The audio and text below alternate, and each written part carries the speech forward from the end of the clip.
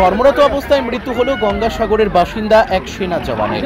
কর্মরত অবস্থায় রুমের মধ্যে থেকে এক সেনা জওয়ানের মৃতদেহ উদ্ধারকে কেন্দ্র করে শুরু হয়েছে ধোঁয়াশা।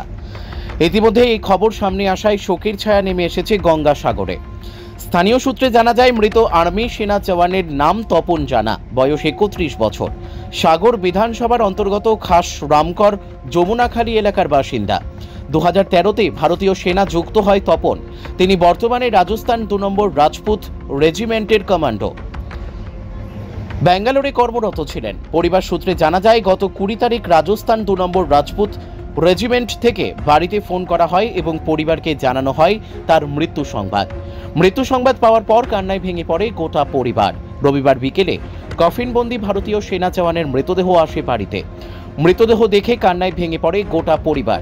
গুরুপদ মাইতি নামে এক বাসিন্দা, তিনি জানান, বেশ কয়েকদিন আগে তপনের দিদি মারা গিয়েছে। তখন দিদির শেষকৃত্য সম্পূর্ণ করার জন্য বাড়িতে এসেছিল। 12 দিন আগে তপন কর্মস্থলে যোগদান করতে গিয়েছিল। দিদির মৃত্যুর পর তপন মানসিকভাবে ভেঙে পড়েছিল। গত 20 তারিখ যখন ভারতীয় সেনার তরফ থেকে বাড়িতে মৃত্যু সংবাদ আসে, পরিবারের পাশাপাশি এলাকাবাসীর হিসাবেও আমরা শোকাহত হয়ে পড়ি। তপন অত্যন্ত ভালো ছেলে ছিল। তপনের মৃত্যুতে শোকাহত গোটা সাগর দ্বীপবাসী। তপনের মৃত্যু নিয়ে রয়েছে ধোঁয়াশা। তপনের কি কারণে মৃত্যু, তার তদন্ত ইতিমধ্যেই শুরু করেছে ভারতীয় সেনা। Bureau report, S news Bangla.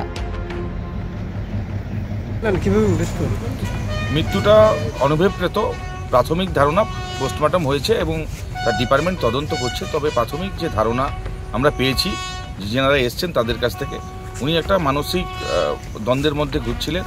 ওনার দিদি মারা গেছে কিছুদিন আগে, তারপরে দিদির মৃত্যুটার জন্য উনি মানসিক স্ট্রেসে ছিলেন। সেখান থেকে স্বেচ্ছায় নিজে মৃত্যুবরণ করেছেন, এমনতর ধারণা আমাদের কাছে পৌঁছেছে বা এমনতর বার্তা ওনাদের কাছ থেকে আমাদের কাছে এসছে।